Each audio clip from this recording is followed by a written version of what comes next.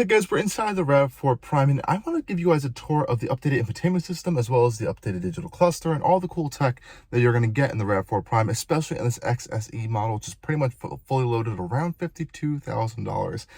This may differ throughout the RAV4 range, especially the Prime range, but I'm going to show you guys the cool features of this particular one as well as a kind of a full complete tour of this latest system from Toyota. Okay guys, so we're inside the RAV4 Prime, and of course there is a keyless access and push to start.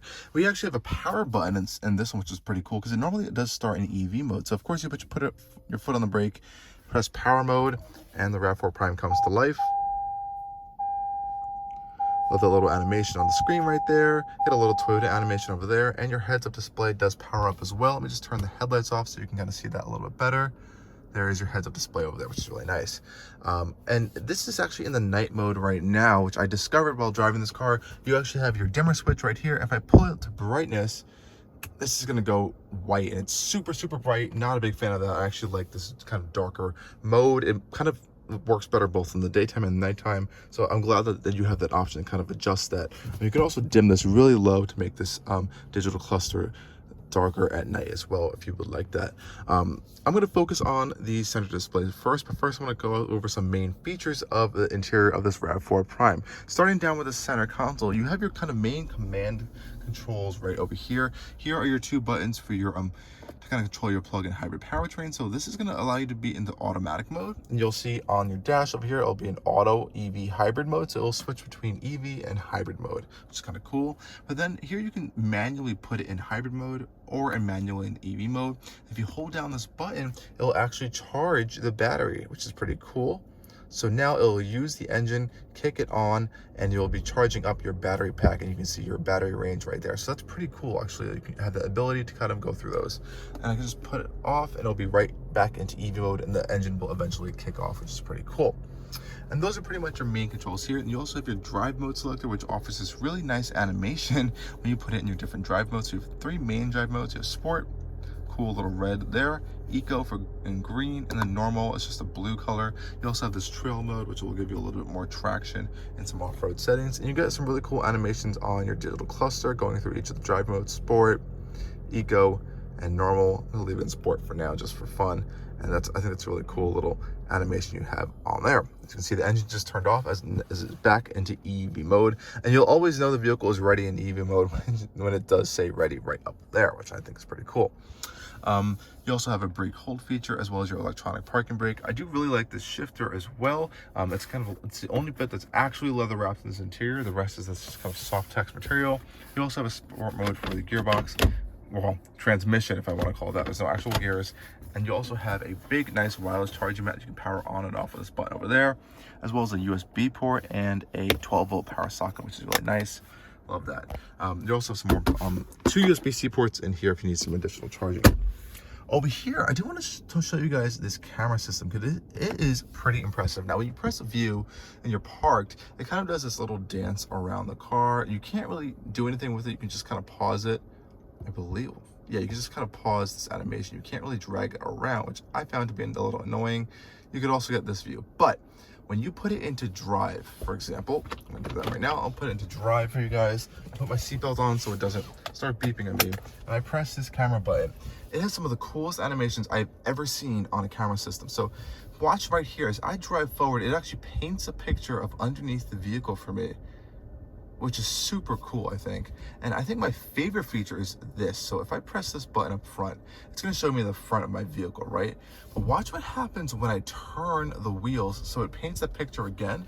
When I turn the wheels, it actually shows a side angle view of the whole car and paints the picture underneath. That must be one of the coolest things I've ever seen in a new vehicle to date. And when you go in reverse, of course, you have a super clear reversing camera, just like this.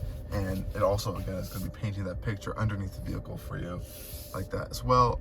Really cool stuff Toyota's doing with their new camera system. I think it's a fantastic new feature that they have on here. And you can also quick access it from these buttons over here. You also have a windshield wiper de-icer, heated steering wheel as well over there. So it's a nice array of buttons for you in this interior.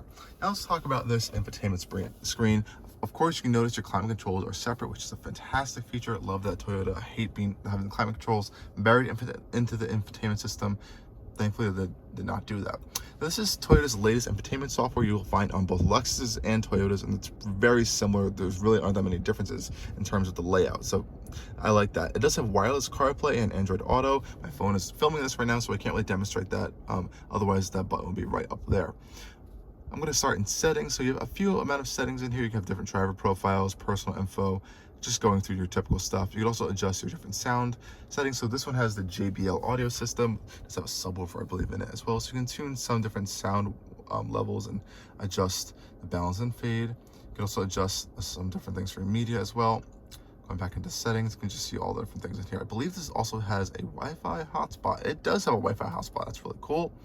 So if you're out somewhere, you want to help people to connect to devices that they don't have cellular connection, you can do that. There are software updates as well you can do with this vehicle. Vehicle settings themselves are pretty limited. Just trip information you can see on here, which is kind of cool. Charging schedule, so you can kind of schedule charges in advance, and vehicle alerts, nothing there. And I love this screen. This is the energy flow screen. So when you're in motion, you can kind of see where that power is going. So right now we're only using the battery, and we can see it's flowing to the front wheels. There's also a rear electric motor as well, and that rear electric motor will allow you to have that all-wheel drive system, which is pretty nice. Again, you can see it there. And it'll also show you when you're charging the energy going into the vehicle as well. And as you can see, the gas engine's up front, and that only powers the front wheels. So that's pretty much it for your vehicle tab. Phone tab as well. It will come up when you have a Bluetooth device connected, as well as your music. You can definitely change the audio sources though if you want to go from your phone to Apple Music, which is built in. Amazon Music is built in, as well as the good old radio stations as well. You also have a built-in navigation software, which is honestly not that bad. I think it's fine. I believe it has a 3D function. Yes, it does, which is kind of nice. And you can kind of use this button to search for it. Some high-tech stuff. I believe it also has a built-in, hey Toyota. Or it worked the other time. It said, okay, Toyota, or something like that. And it activated while I was driving, which is pretty interesting. So I think there is a voice activation system, but it doesn't always like to work. Again, pretty nice amount of storage in this interior. Up here, we do have a digital rear camera if you want it. So right now, it's just a regular mirror. If I flip the switch, we have the rear camera is in the digital mode right now, and I can adjust it with these different settings up here. It's a little bit finicky to do, but you can adjust it. I'm not the biggest fan of that. I usually just leave it as a regular mirror because that's a little distracting to use. Now let's talk about this digital gauge cluster. So up here, there's a lot of stuff going on. It's a little bit cluttered, but I do appreciate that we have a digital cluster. And these 3 different zones are all configurable with this little pad right here on your steering wheel. Now, when you hold down the OK button, you see this little icons up here, and you can kind of cycle through these different menus in each of these 3 clusters to show you all your different capabilities you have in here. You actually will have turn-by-turn navigation directions here, no map, but it'll be like little arrows. That also works with Apple Maps within Apple CarPlay, which is a nice feature. That also appears up in the heads-up display. If I go back to audio settings, a nice compass as well. If we go to the left-hand side, it's a lot of your trip information. So we have our miles per kilowatt hour. So that's our efficiency while we're in EV mode. If I pop it into hybrid mode, we'll see our MPG. So we'll be doing 34 MPG, which is pretty nice. Then if I hold it back down again, it kind of disappears a lot.